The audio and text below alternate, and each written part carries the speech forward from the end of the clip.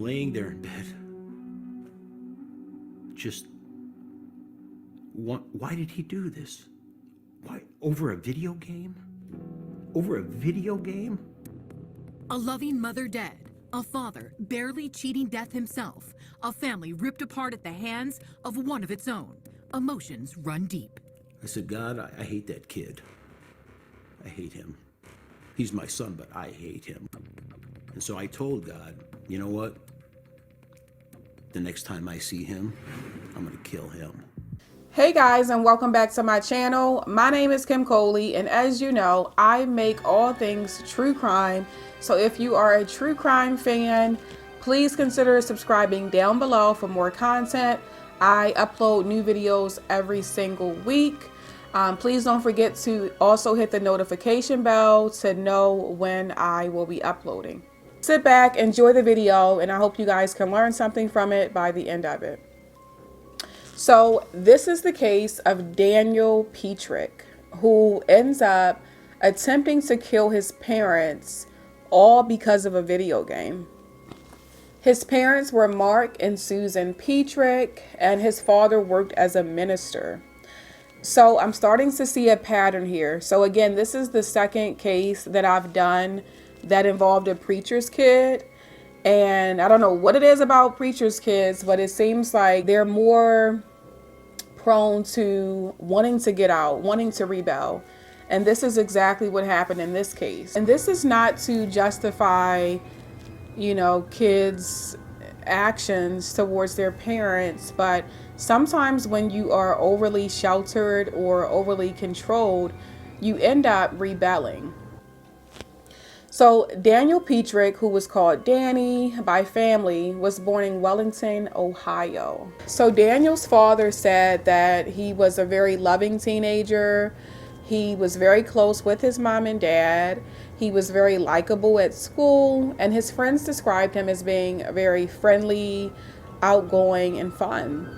So for him to have, you know, devised this plan to get rid of his parents, it was very out of character for him, as he had never been associated with anything violent. Before Daniel's video game addiction started, he ended up having an injury when he was skiing. So he ends up falling, he damages his spinal cord, and he ends up developing a staph infection. So as a result, he was housebound for a year, having to recuperate from that severe spinal damage injury. So during this time, Daniel started to spend more time with his friend, who was named Jonathan Johnson. And Jonathan allegedly introduced Daniel to this video game called Halo. And Jonathan told police that they were playing this game all day long, 7 to 8 hours a day. So if you guys don't know what Halo is, which I didn't know what it was because I'm not really into shooting games. Growing up, I always played more, I just like to drive. So anything Mario and GTA was my game. That was my game, which is a very violent game as well. But Halo was released in 2001. And the latest release of the game came out in 2021. And Halo is a very violent game, like many other video games that are coming out for kids.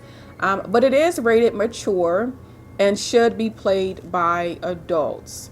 So in the game, the setup is that, you know, the main character is at war with aliens, and you kind of have to shoot them off. So of course, after Daniel tries to kill his parents, his actions were attributed to this Halo game where he's shooting people all day. So after playing this game many days with his friend Jonathan, Daniel goes home and asks his dad, can he buy him this Halo game?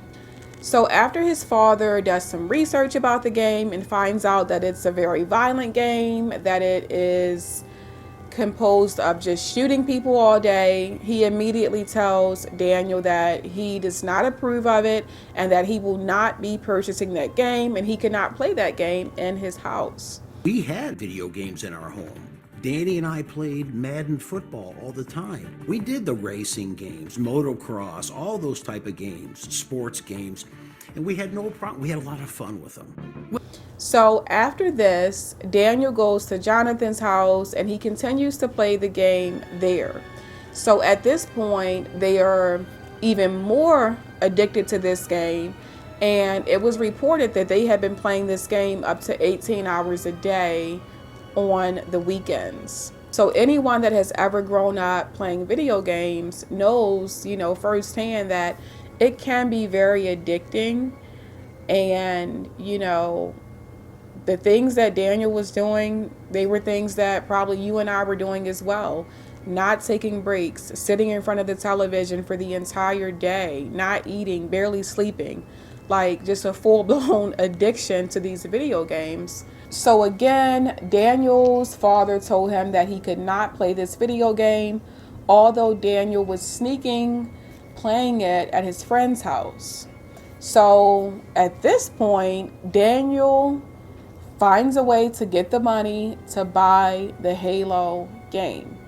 At this point, the Halo 3 game had just come out. He brings the game home and his father sees it immediately. So his father takes the game away from him and he puts it in his safe where his gun was. So this would end up being a big mistake. On October 20th, 2007, which was about a week after Daniel's father took his game from him, Daniel ended up finding the key to unlock his father's safe. And he not only takes out the Halo game, but he also takes out his father's 9mm gun.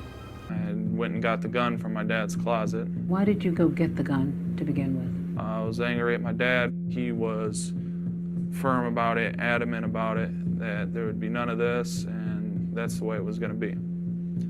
And so that created a lot of resentment and a lot of anger. So did you think, I'm going to go get a gun and I'm going to kill my dad? I did. So at around 7 p.m. that same night, Daniel's parents were in the living room watching television, and Daniel walks in and he tells his parents to close their eyes and that he had a surprise for them. It was at this time that Daniel took out the gun and he began shooting his parents multiple times. Both of his parents were shot in the head as well as in other areas of the body, which clearly shows that he planned to murder them that night, all because of a video game. And he came out and he said to me and Sue, "Hey, Mom and Dad, I have a surprise for you. Will you close your eyes?" And I glanced over at Sue and I was like, okay, cool. We thought maybe he was going to be showing us something or apologizing about all the video game tension. He came right around here, walked up right behind me, and shot me right in the head. And then he turned, took 4 shots at his mom, and he hit her 3 times, and she died almost instantly. Just a few minutes after this had happened, Daniel's sister visits the house with her boyfriend.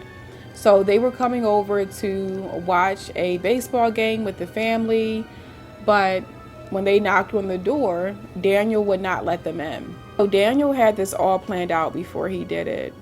His plan was to make it look like a murder-suicide and pretend that his mom and dad had gotten into an argument and that his dad had ended up shooting his mom and then shooting himself. So after Daniel had finished shooting, he ended up putting the gun in his father's hand. And Daniel's father said he heard Daniel say, "Here, Dad, take your gun." And then he left the house. Daniel's plan was all screwed up at this point because his sister and her husband had ended up getting to the house 2 hours earlier than what they had said. that they would be there. So he had to figure out a way to escape and figure out what to tell his sister and her husband at this point. So as they're at the door trying to get in, he's telling them like, hey, just wait a minute. Mom and dad are fighting. You can't come in yet.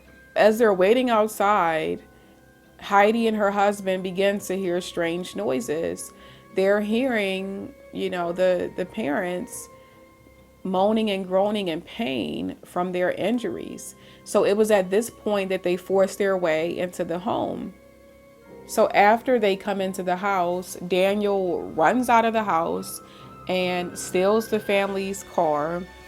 And he had that Halo game right there in the passenger seat. And he was planning to go to his friend Jonathan's house to play the game.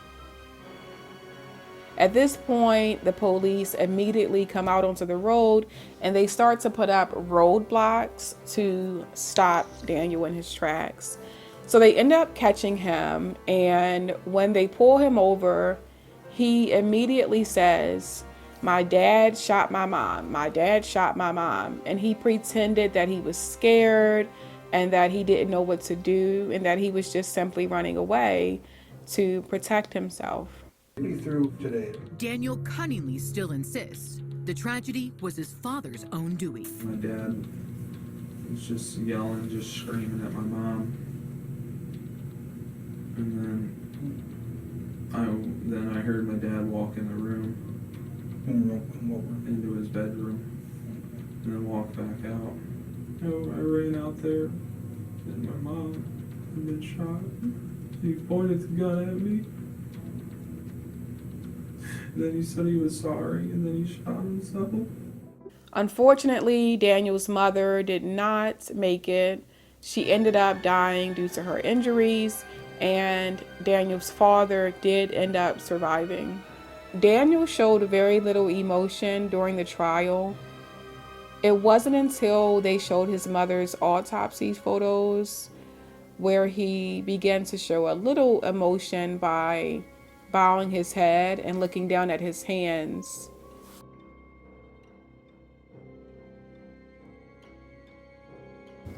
Daniel was convicted for aggravated murder, attempted aggravated murder, and tampering with evidence.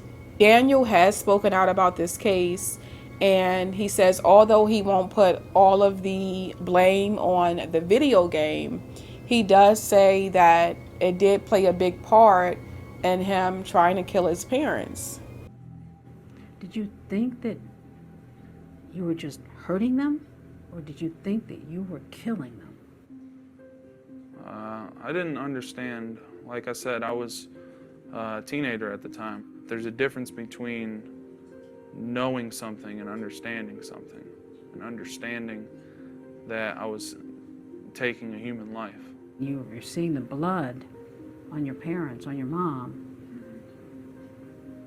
What were you feeling at that moment? I'm used to playing these games, and at the end of every round, everything just resets. At the end of every level, everybody's still there. But you're 16 years old. I mean, you've got to know your parents aren't going to reset after you fire this gun at them. Are you blaming the video game for what you did? No. I've always taken responsibility for it. I don't try to deny that. I know it's nobody's fault but my own. Did it play a part? Yes, it did. It was the catalyst behind a mindset that caused a murder. I feel so sorry for this family. They tried to do the right thing by keeping this video game away from their son, which they knew was violent, which they knew he should not have been playing. And it still ended up backfiring on them, where now, his mother is gone because of it. So Daniel's father and sister, they want him to be released. They have forgiven him for what he has done, and they think that he is sorry and that he has learned his lesson. So at this point, they just are really pushing for him to be released. Again, he will not be eligible for parole until 23 years. I'll put up on the screen when that when that will be. Tell me what you guys think about this case down below in the comments, in regards to if we think that, you know, video games can be to blame for people's actions. If you are still with me, thank you so much for making it to the end, and I will see you in the next case. Bye.